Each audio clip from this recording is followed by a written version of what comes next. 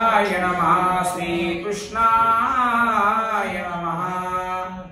आजीचा सुदीन मंगळ जे तीर्था समपर्व काळ भक्त कथा वाचिता प्रेमळ घडती सकळ अनायासे। श्रीराम जय राम जय जय राम राम कृष्ण हरी। आजीचा सुदीन मंगळ जे तीर्था समपर्व काळ भक्त कथा वाचिता प्रेमळ घडती सकळ अनायासे।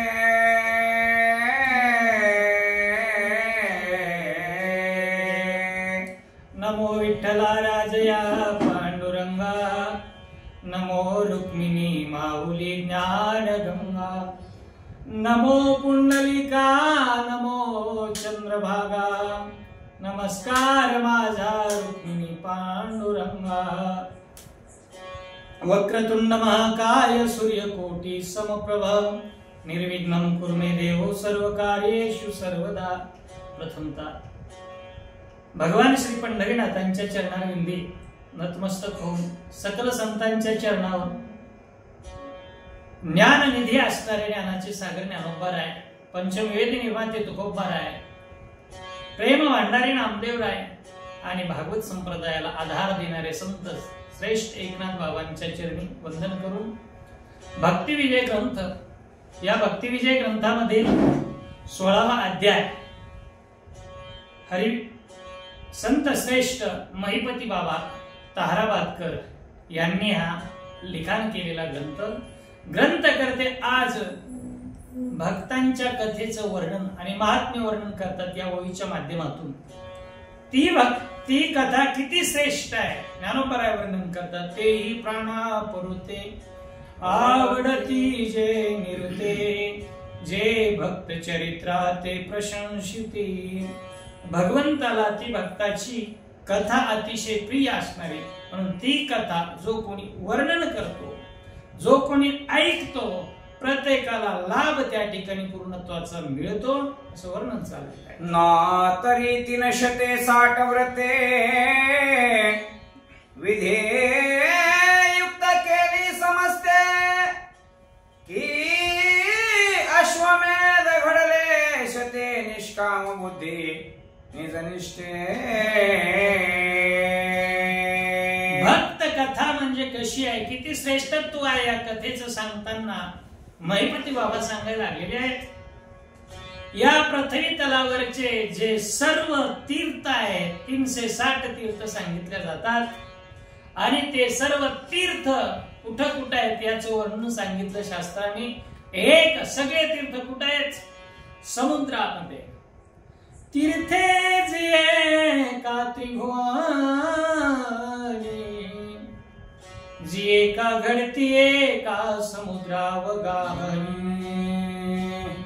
ना तरी अमृत रस स्वादिनी रस सकळ। सगळे तीर्थ कुठे येतात महाराज? समुद्रामध्ये। अन्यत्र जाण्याची गरज नाही, समुद्राची आंघोळ केली 360 तीर्थाचं एकाच वेळेला आपल्याला पुण्य प्राप्त होतं। दुसरी गोष्ट सांगितली तीर्थ कुठे येतात हे सर्वच्या सर्व शंकर सांगे ऋषी जवळी, सकळ ही तीर्थे माझ्यान काळी, येती पुंडलिकाचे जवळी, करती आंघोळी वंदिती चरण। भगवान श्री पंढरीनाथाचे भक्त असणारे श्रेष्ठ पुंडलिकरायाचं दर्शन करा, चंद्रभागेचं स्नान करा, 360 तीर्थाचं दर्शन आणि स्नान करण्याचं पुण्य प्राप्त होतं। तिसरी गोष्ट सांगितली सगळे तीर्थ कुठे आहेत? सकळ तीर्थाची धुरे, जी एका माता पितरे, तया सेवे शिकीर शरीरे लोन कीजे। सर्वच तीर्थ आई वडिलांच्या चरणाजवळ आहे, तसं माझ्या भक्ताची कथा ज्या ठिकाणी चालू आहे ना, सर्व तीर्थाचं पुण्य ती कथा श्रवण पठण आणि मनन केल्याच्या नंतर प्राप्त होतं। तरी उग्र तपे बहुत केले, हे सकळ दैवत्याला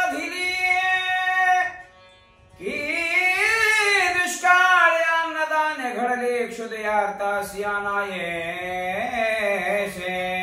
किती किती पुण्य या कथा श्रवण केल्याच्या नंतर प्राप्त होतं.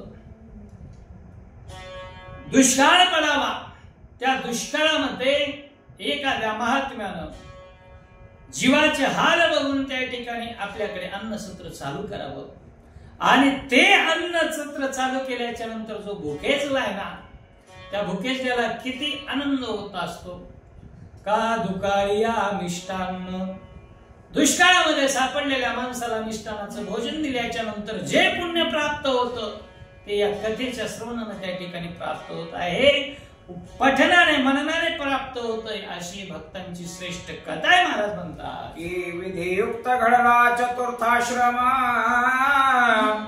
के तृषा क्रांतासी पाजिने जीवन, की माता पितयासी सेवा पूर्ण केली सकळ निज प्रीती. काय काय सांगतात ती पुण्य या ठिकाणी कथेमध्ये जोडलेली जातात. विधियुक्त घडला चतुर्थ आश्रम, आश्रम 4 प्रकारचे सांगितले. ब्रह्मचर्य आश्रम, गृहस्थ आश्रम, वानप्रस्थ आश्रम आणि संन्यासाश्रम अशा प्रकारचे 4 आश्रम. त्या आश्रमामधलं कर्म प्रत्येकाने त्या वेळेला केलंच पाहिजे. ब्रह्मचर्य आश्रम घोकावी अक्षरे, ब्रह्मचर्य आश्रमामध्ये माणसानं काय करावं, क्षणाने कणाकणाने विद्या मिळवण्याचं काम केलं पाहिजे. हे ब्रह्मचर्याचं विधियुक्त ज्यानं पालन केलेलं आहे. पुढचा आश्रम गृहस्थ आश्रमाला सुद्धा नियमावली सांगितली. जोडोनिया धन उत्तम व्यवहारे, उदास विचारे. वानप्रस्थामध्ये संगतीमध्ये राहायचं, पण संयोगी वियोग अशा प्रकारचं त्या ठिकाणी जीवन जगायचं.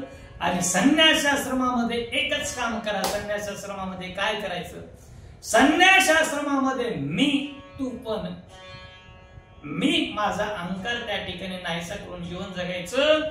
आणि असं ज्या वेळेला 4 आश्रमामध्ये माणूस जीवन जगतो त्यावेळेला फळप्राप्ती उत्तम गती प्राप्त होते. तुकी पुण्य भक्त कथेसी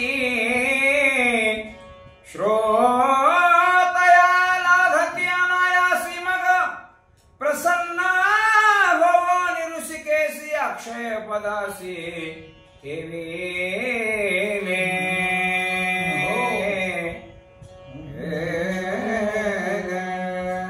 आणि मग या भक्तांची जी कथा आहे ती कथा माणसाला पुण्य प्राप्त करून देते आणि उत्तम गतीला त्या ठिकाणी प्राप्तीला पाठवते. कशा प्रकारे तितुके पुण्य, आतापर्यंत जे वर्णन केलेलं आहे ना तितक्या प्रकारची सर्व पुण्य आई वडिलांच्या सेवेचं पुण्य असेल, ग्रंथाच्या सेवेचं पुण्य असेल, अश्वमेधाच्या सेवेचं पुण्य असेल, तीर्थाच्या स्नानाचं पुण्य असेल, सर्वच्या सर्व पुण्य एकवटल्याच्या नंतर जो फायदा होतो तोच माझ्या या भक्तांची कथा ऐकल्याच्या नंतर फायदा होतो. म्हणून या सर्वज्ञ जनी अवधान द्यावे मजला गोरी, जैसी मोहरी वाजत आहे कोणी कानी, फणीवर डोलती निज प्रेमे. म्हणून त्या ठिकाणी भगवंताच्या भक्तांच्या लीला असणारी कथा, भक्त अमृतच्या कथेमधून वाहते ती असणारी कथा ज्ञानसरिता श्रवण करत असताना तुम्ही काय करा, तरी अवधान एकले निधीजे, मग सर्व सुखासी पात्र होईल. प्रतिज्ञोत्तर माझे उघड ऐका. सर्वांगाचे कान करून त्या ठिकाणी ऐका. तुमची अवस्था अशी झाली पाहिजे, एखादा तोंडामध्ये पुंगी घेऊन ज्या वेळेला त्या पुंगीचं वादन करत असतो त्यावेळेला फणीवर अर्थात नाग आपली फणी काढून ढुलतात आणि सर्वांगाचं कान करून तो स्वर ऐकतात ना, तशी तुमची अवस्था व्हावी. नाद लुब्ध मृग होऊन जाय विसरोनी देह भान, तेवी कथा भक्त कथा करिता श्रवण जग जीवन संतोषे. भगवंताची ही भक्ताची जी कथा आहे ती कथा नाद लुप्त झालेला मृग त्या ठिकाणी त्याला स्वतःच्या जीवाचा विसर पडतो आणि तो नाद ऐकण्यासाठी तल्लीन होऊन डुलतो. शेवटी घंटा पारद्याच्या तावडीमध्ये सापडतो, जीवाला मुक्तो, पण नाद सोडत नाही. तसं तो भगवान परमात्मा या भक्तांची कथा ऐकावी यासाठी इतका तल्लीन झालेला आहे. तया संगाचे निसुरवाडे मजविते हा देह धरणे घडे किंबहुना आवडे निरूपम. भक्त कथेचं निरूपण ऐकण्यासाठी भगवंतांनी ज्याला जन्मायचंच काम नाही, मरायचं काम नाही, असा जन्मातीत असणारा परमात्मा संगतीत येतो आणि कथा ऐकतो, असा तो श्रवण चतुर आहे. एक कुर्मदास नामे ब्राह्मण परम भाविक होता जाण तयासी नवते करचरण प्रतिष्ठानी राहत से. काय म्हणायला लागलेले आहेत महिपती बाबा? दक्षिण काशी म्हणून ज्या नगरीला ओळखल्या जाते ती म्हणजे धन्य प्रतिष्ठान गोदावरी तटिका निवासी जो का सज्जन पूजन वैष्णवासी हरी भक्ती लागो नितारी समजता नमस्कार माझा श्री सद्गुरु एकनाथा. त्या एकनाथ महाराजांच्या नावानं प्रसिद्ध असणारं प्रतिष्ठान नगर अर्थात पैठण नगरी. या पैठण नगरीमध्ये एकनाथ महाराजांच्या अगोदर भानुदासन महाराजांच्या काळात त्या काळामध्ये एक संत होऊन गेले. त्या संतांचं नाव आहे कुर्मदास. हात नाही, पाय नाहीत अशी अवस्था, देहाचा अंडका असणारे कुर्मदास अतिशय भाविक आहेत. सर्व भाव भगवंताच्या चरणापाशी आहे. त्यांची सूर्यरथीचा अरुण करावया हरी भजन ब्राह्मण वंशी अवतार पूर्ण त्याने घेतला यासाठी. या कुर्मदासाचं पूर्व जीवन सांगत असताना, पूर्व अवतार सांगत असताना महाराज म्हणू लागले, कोण आहे तो? जो भगवान परमात्मा सूर्यनारायण जगाच्या अन्य फेरी तू स्त्रिये चिरावळे उघडितो निघे जैसा भासवतो प्रदक्षिणे. भगवान सूर्यनारायण प्रदक्षिणेला निघतात, पण त्यांची गती ज्याच्या हातामध्ये आहे तो अरुण आहे. त्या सूर्यनाथाचा सारथी अरुण. पण पुन्हा त्याच्या मनामध्ये इच्छा आली की भगवान सूर्यनारायणाची सेवा झाली, पण विष्णू नारायणाची सेवा बाकी आहे ना, त्यांची सेवा करावी असा मानस मनामध्ये निर्माण झाला. आणि हाच अरुण नंतर कुर्मदासाच्या रूपात प्रतिष्ठान नगरीच्या ठिकाणी अवतार धारण करतो. परी उपजत नाही चरण करा दिवसे दिवस झाला थोर तो गावात ऐकोनी कीर्तन गजर गेला सत्वर तया ठाया. कुर्मदासाचं बालपण सांगत असताना महाराज सांगायला लागले, उपजताची नाही कर चरण. जन्माला आलाय ना, जन्माला आलाय तसं पायही नाहीत आणि हात सुद्धा नाहीत. परावलंबित्व आहे, दुसऱ्याच्या संपूर्ण दुसऱ्यावर जीवन अवलंबून असणारे कुर्मदास. लहान आहे तोपर्यंत अशी बालक सांभाळायला सोपं जात असते, पण जशी जशी आकाराने वाढतात, वजनाने वाढतात, तसं घरचे त्याचा तिरस्कार करायला लागतात. दररोज त्या ठिकाणी हट्ट धरायचा आईकडे, म्हणायचं आई मंदिरावर टाळ वाजायला लागलेले आहेत, मला दर्शन कीर्तनाला नेऊन सोड. आईनं सोडायचं, पण दिवसेंदिवस होऊ लागला. थोर जसा जसा मोठा होऊ लागला ना, तसं तसं मात्र कान मंदिराकडे, टाळ मृदंगाकडे आहेत, पण सोडणार कुणी नव्हतं. अशी कुर्मदास तेथे टाळ विने मृदंग वाजते प्रेम भावे वैष्णव गाते देखोनी हर्ष वाटला तिथे बैसला प्रीते श्रवणात. मनाची उन्मलित अवस्था झाली, सर्वांग त्या मंदिराकडे, टाळ घोषाकडे, मृदंग निनादाकडे लागलेले होते आणि त्याच वेळेला मनामध्ये ठाम निश्चय केला, आता घरी थांबायचं नाही, मंदिरामध्ये जायचं. मंदिरात वातावरण अतिशय श्रेष्ठ होतं. लावणी मृदंग श्रुती टाळ घोष शिव ब्रह्मरस आवडीने. आवडीने लोक त्या ठिकाणी भगवंताच्या नामाचा रस टाकत होते आणि तिकडं वृत्ती झाली, वरती जडली आणि मंदिरावर कृमदास गेले. पंढरी महात्म्याती सुरास सप्रेम वर्णिते हरिदास. श्रवण करिता कुर्मदास अति उल्लासे निजमनी. महाराज तो काळ होता ज्यावेळेला कुर्मदास मंदिरावर गेले प्रतिष्ठानच्या ठिकाणी. तो आषाढ महिन्यातलाच काळ होता आणि आषाढी प्रत्येकाच्या पणामध्ये वेध लागलेले होते पंढरपूरचे. माझ्या पांडुरंगाचं दर्शन घडावं, चंद्रभागेमध्ये स्नान व्हावं, पुंडलिकाचं दर्शन घडावं, सकल संतांच्या भेटी व्हाव्यात या उद्देशानं प्रत्येक जण आजूबाजूच्या गावामध्ये जाऊन आपल्या कीर्तनातून सांगत होता, ऐका पंढरीचे महिमा. हो, पंढरीचं महिमान ऐका. काय ऐकायचं पंढरीच्या महिमानामध्ये? सर्व गोष्टी पंढरीच्या ठिकाणी आहेत.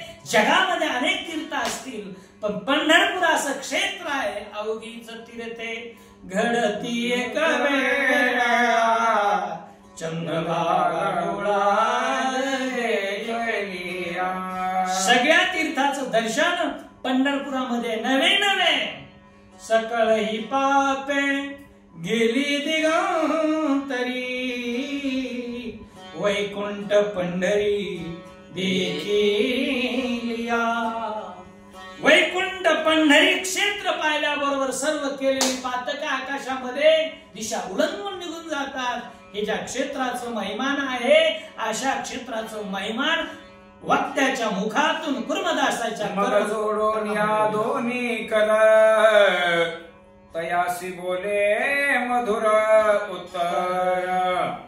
म्हणे पंढरीस गेलो जर तरी रुक्मिणीवर पाहीन मी. हो, वक्त्याने सांगितलं कीर्तनकाराने, बाबा जा, जीवन आला ना, या जीवनामध्ये आल्याच्या नंतर एकच काम करा, तैसे येण्याची शरीरे शरीरा येणे सरे किंबहुना येरधारे चिरापणे. येरधार संपवायची असेल तर पंढरीशी जा रे. आया संसार दिनाचा सोयरा. पंढरपूरला जा, दिनाच्या सोयऱ्याचं तुम्ही दर्शन घ्या. असं म्हटल्याच्या नंतर कान उघडले आणि हात तर जोडण्यासाठी नाही, दोन्ही दंड असं जोडण्याचा प्रयत्न करतायत आणि म्हणू लागले, मी जर तिथं गेलो तर माझ्यासारखे ऐसे ऐकून या वचन हसू लागले सकळ जण. म्हणती तुझं नसती कर चरण, कैसा जाशील कळेना. हो, महात्मा सांगून गेला, तुका म्हणे जन्म आल्याचे सार्थक विठ्ठलाची एक देखिलिया. या नेत्रानं पंढरीश परमात्म्याचं दर्शन घेतलं की जीवनाची सार्थकता आहे. माझं जीवन कधी सार्थक होणार अशी आर्तता निर्माण झाली आणि अशी आर्तता ज्या वेळेला निर्माण होते ना, त्याचीच वाट देव पाहत असतो. तुका म्हणे ऐसे अर्थ ज्याचे म्हणी त्याची चक्र पाहे त्याची वाट पाहत असतो. आणि मग आपला मानस बोलून दाखविला गावात मंदिरावर बसणाऱ्या लोकांना की मी माझ्या जीवनाचं सार्थक करून घेण्यासाठी पंढरपूरला जाणार आहे, माझा उद्धार होईल का नाही. लोक म्हणतात यार वेळा की खुळा, पंढरपूर जवळ आहे का?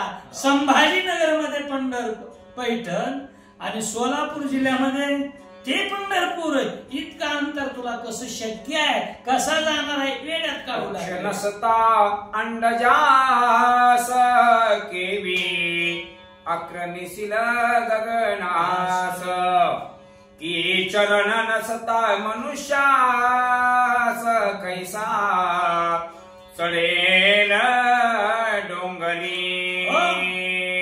काही काही गोष्टी साध्य करून घ्यायच्या असतील तर साधन सुद्धा लागतात ना. गगन पादाक्रांत करायचं असेल तर त्या पक्षाला पंख असायलाच लागतात आणि पंख नसतील तर ते पाखर गगन कधी त्या ठिकाणी ओलांडणार. मग म्हणून बाबा ज्यांना पंख नाहीत ना आकाश भरारी त्याच्यासाठी कठीण आहे.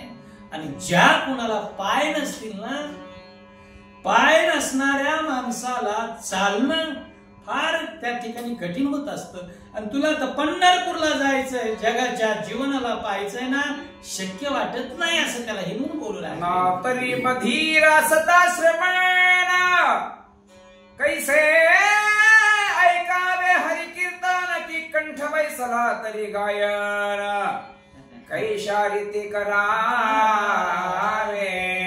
काही काही गोष्टी अशक्यच आहे. तो कीर्तनाची ताकद काही कमी आहे का?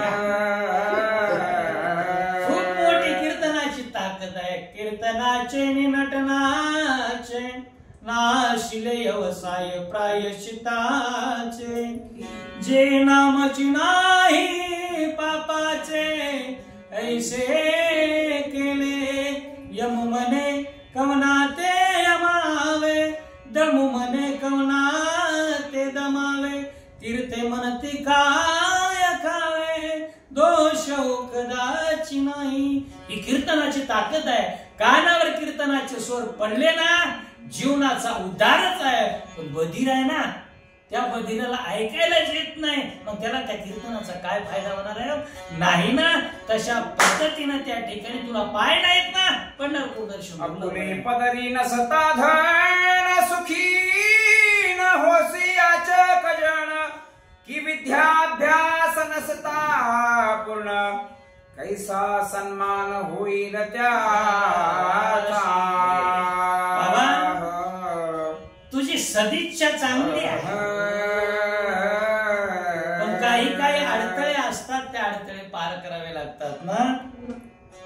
गाठी धन जोपर्यंत आहे ना, मोठमोठे महात्मे सांगतात पैसा तेरे तीन नाम परशा परशु परशुराम.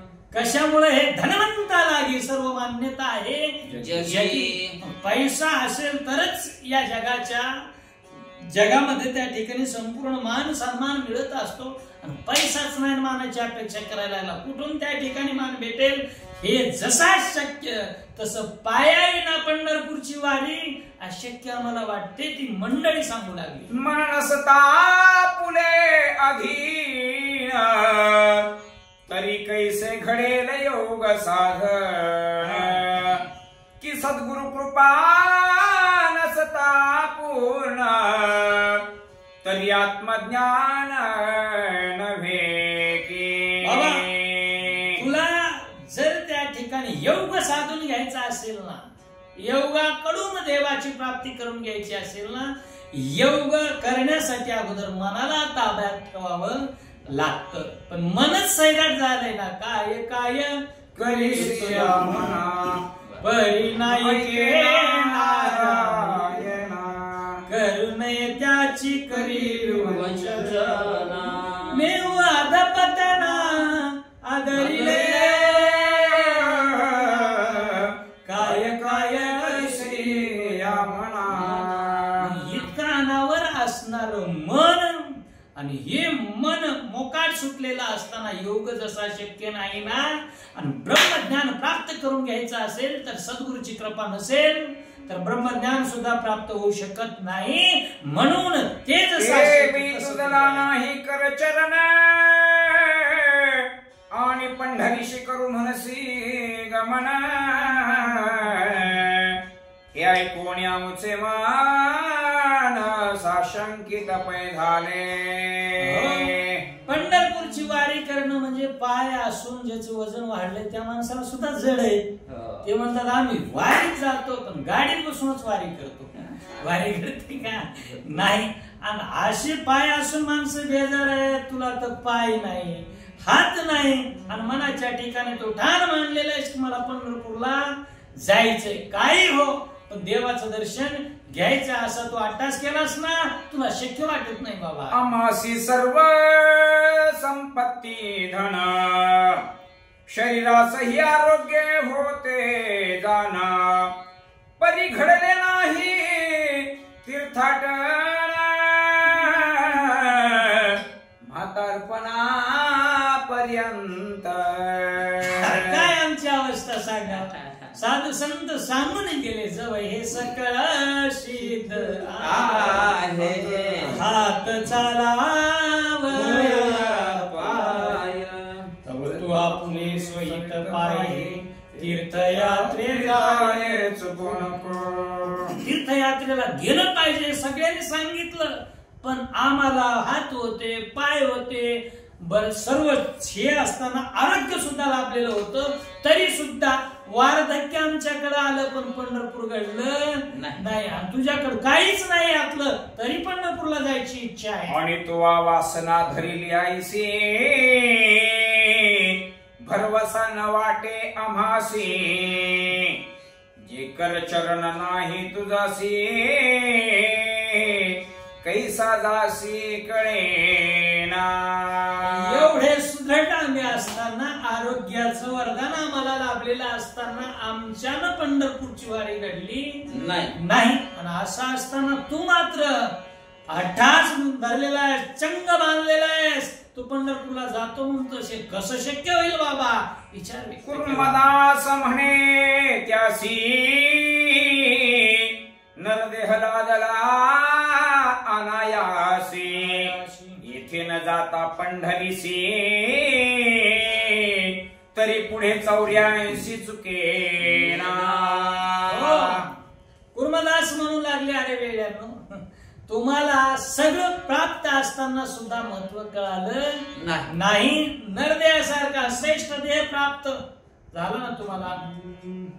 बडे भाग मनुष्य तनु पावा, सूर दुर्लभ सब संत ही गावा. सगळ्या संतांनी वर्णन केलेलं आहे, देवाकडनं दुर्लभ असणारा देह प्राप्त झालाय, भाग्यानं प्राप्त झालाय. आणि तरी एवढा प्राप्त झालेला असताना तुम्ही त्याच्याकडे जात नाही. संत सांगतात ना, मागील परिहार पुढे नाही,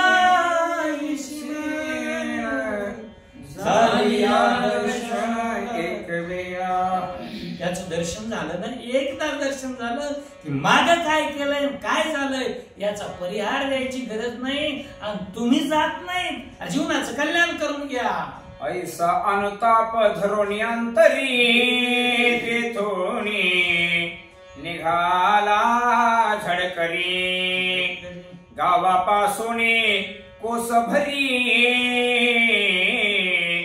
खुरडत गेला ते धवा. संतांचं हृदय ते असतं की आपणच अगोदर करायचं आणि जगाला सांगायचं. सांगितलं यांनी, बाबा चला माझा जाण्याचा निश्चय झालेला आहे आणि त्या निश्चयाचं फळ निश्चित भेटणार आहे. निश्चयाचे बळ ते निश्चय मनामध्ये हृदयाच्या ठिकाणी धारण केलं. सांगितलं अरे चला चला चला, पण कुणी यायला तयार झाले नाहीत.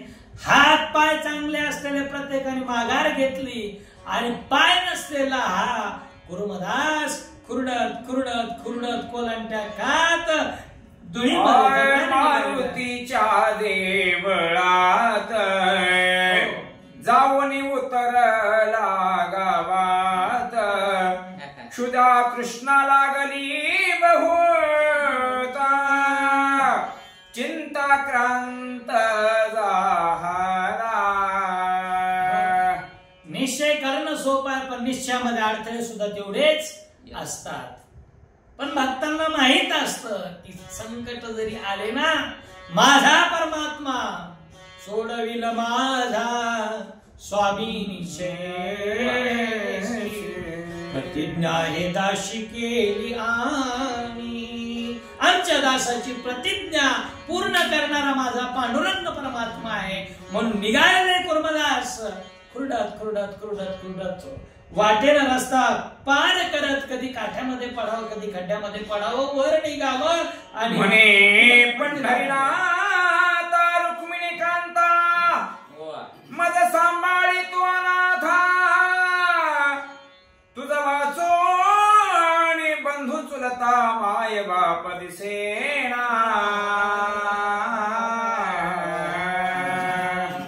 प्रवास करत मजल करत पैठणहून निघालेले कुर्मदास पुढे एका ठिकाणी मंदिरावर येतात हनुमंतरायाच्या आणि तिथं आल्याबरोबर भगवंताची ग्लानी वागतात काय म्हणू लागलेले देवा तुझ वाचून सांभाळ करणारा आता कुणी नाही रक्षी रक्षी बाळकाला आपल्या सांभाळ माझा सांभाळ कर देवा तुझ्या शिवाय कोण नाही विठ्ठला तू माझा माया आहे तू माझी माया आहेस तूच माझा पिता आहेस बहीण बंधू चुलता विठ्ठल माझा सगळी नाते गोते भगवंताशी जोडले दुसऱ्याची आस केली नाही देवाला हाका मारू लागला तुझी माझा प्राण जीवन कोण सांभाळी भुकत नाहीसे ऐकोनी करुणा वचन तो जगजीवन पातला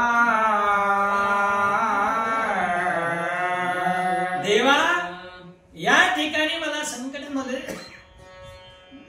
तहान आहे भूक आहे ती तहान भूक कोण त्या ठिकाणी सांभाळणारा दुसरा आहे का कोणीच नाही ना तुझ्याशिवाय दुसरं कोण नाही पक्षिणी आहे पक्षिणी आजात पक्षी आहेत घरट्यामध्ये पक्षिणी दूर डोंगरावर जागते चारा चोचीमध्ये घेते आणि लेकरांच्या चोचीमध्ये भरते ना तसं मी आजातच आहे मला जन्मजात हात पाय नाहीत ना माझ्या अन्न पाण्याची सोय करणारा देवा तू धावून ये ख्रिस्ती भुवनी पंढरीनाथ तेथे पातला अकस्मात कुर्मदास वैकुंठनाथ काय बोलत ते धवा भगवंताचा ज्यावेळेला धावा केला जातो भगवंत आल्याशिवाय राहत नाही कितीक पुरावे आहेत त्या हत्तीनं हाक मारली गजराजाने त्यावेळेला भगवान परमात्मा धावून आले आमच्या द्रौपदी मातेसाठी धावून आले संकटामध्ये ज्या ज्या वेळेला संकट पडले त्यावेळेला कुर्मदासाने हाक मारली भगवान व्यापाऱ्याचं रूप धारण केलं आणि विठू व्यापारी म्हणून परमात्मा हजर झाले नाही तकर चरण कोठे करिताजी प्रयाणा पुणे सांगा नामा विधान मज कारणे समये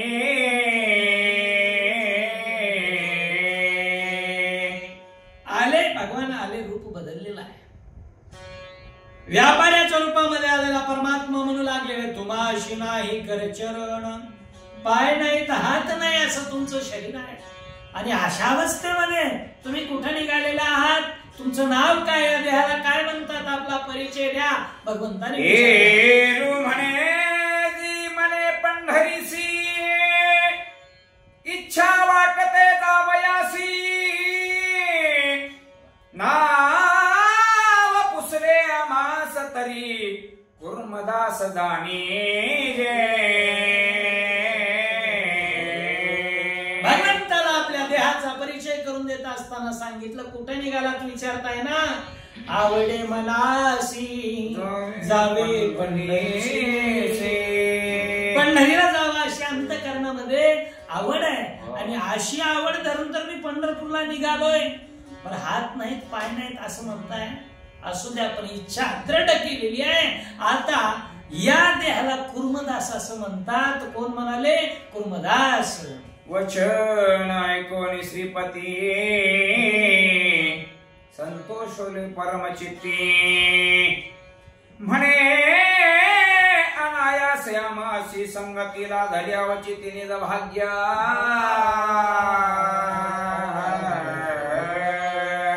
हो पंढरपूरला चाललात तुम्ही आणि अनायास काय सायास करून सुद्धा संगत घडत नाही पण विना सायासच आज मला त्या ठिकाणी योग जुळून आला आम्ही सुद्धा पंढरपूरला निघलोय ना मलाही पंढरपूरला जायचंय बरं झालं तुम्ही मला सोबती कुर्मदास वचन बोलत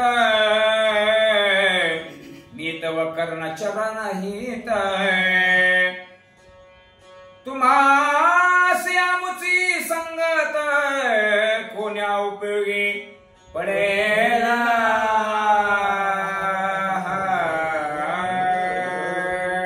आता तुझी संगत करायची रे बाबा देवाला आमची आमची संगत काय उपयोगाची आहे असं कुर्मदास म्हणू लागले.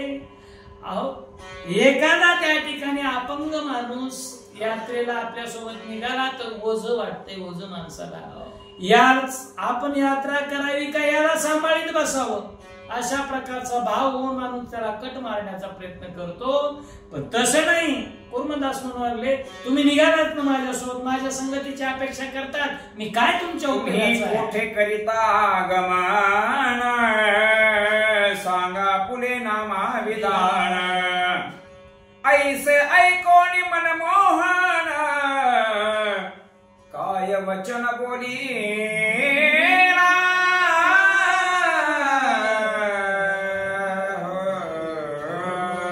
स्वतःचा परिचय दिला. त्यानंतर कुर्मदास म्हणू लागले अहो तुम्ही आलात इथं, पण तुम्ही तुमचा परिचय द्या ना. तुम्ही सांगा तुम्ही या ठिकाणी का आलात, कुठं चाललेला, तुमचा मार्ग कोणता आहे याची सविस्तर मला माहिती. विठोबा ख्रिस्ती मज कारण अवघे बोलती विश्वजन पंढरीशी मुचे दुकान तेथवर जाणे लागते.